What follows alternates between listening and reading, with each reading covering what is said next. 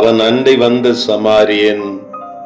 இவ்வுலகிலே எவராவது விபத்திலோ ஆபத்திலோ சிக்கிக் கொண்டால் அவர்கள் அண்டை வராதபடி விலகி செல்லுகிற கூட்டத்தை பார்த்து கொண்டிருக்கிறோமே. இங்கே நல்ல சமாரியனை குறித்து வேதம் சொல்லுகிறது. லூக்கா 10ஆம் அதிகாரத்தில் 33-34 வசனங்களிலே சமாரியன் ஒருவன் பிரயாணமாய் வருகையில் அவனை கண்டு மனதுருகி அதோடு அவன் நிறுத்திக் கொள்ளவில்லை, கிட்ட வருகிறான், அவன் அண்டை வருகிறான். கல்லர்களால் காயப்படுத்தப்பட்டவன், துயராய் விடப்பட்டவன், செயலாய் வருகிற ஆசாரியனும் லேவியனும் அவனை கண்டு பக்கமாய் விலகி போய்விடுகிற அந்த நேரத்திலே காயப்படுத்தப்பட்ட அந்த மனிதன் அண்டை நெருங்கி வருகிறான். அவனுடைய காயங்களை ஆற்றும்படியாய், அவனை தூக்கி சுமக்கும்படியாய், அவனுக்கு வேண்டிய உதவிகளை செய்யும்படியாய் அந்த மனிதன் கல்லர்களால் அடிக்கப்பட்டு ஆடைகள் உரியப்பட்டு துயராய் விடப்பட்ட அந்த நேரத்திலும் தேடி செல்லுகிற ஒரு நல் இருதயம் நல்ல சமாரியனுக்கு இருந்ததை பார்க்கிறோமே.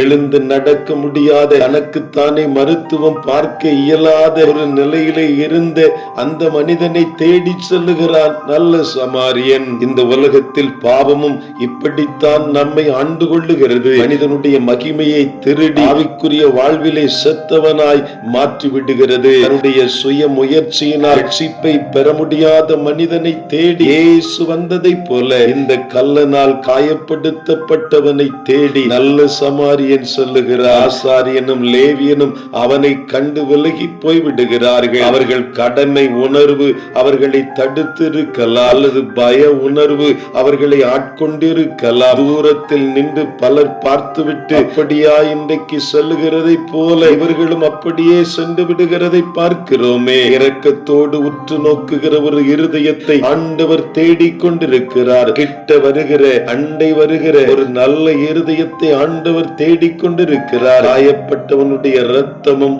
அழுக்கும் தன்மேல் படும் என்று நினைக்காதபடி நல்ல சமாரியன் அவன் அண்டை செல்லுகிறார். உதவி செய்கிற நல் இருதயம் படைத்தவனாய், நன்மை செய்யும்படியாய் திராணி இருக்கும் பொழுது அதை செய்யத்தக்கவர்களுக்கு செய்யாமல் இராதே என்று வேதம் சொல்லுகிறது. இப்படி காயப்படுத்தப்பட்டு குற்றுயிராய் விடப்பட்ட ஜனக்கூட்டம் ஏராளமாய் இருக்கிறார்களே. பாவத்தின் அகோரத்தினால் சத்துருவால் பீடிக்கப்பட்ட அப்படிப்பட்ட பிள்ளைகள் ஏராளமாய் இருக்கிறார்களே. அவர்களை பரலோக பயணத்துக்கு நேராய் அழைத்து செல்லுகிற நல் உள்ளங்களாய் ஒவ்வொருவரையும் மாற்றும்படி ஆண்டவருடைய கரத்தில் அர்ப்பணிக்கலாமா? நல்ல சமாரியனை போல இந்த ஆத்துமாக்கள் அண்டை போய் அவர்களை தூக்கிவிட உதவி செய்வோமா?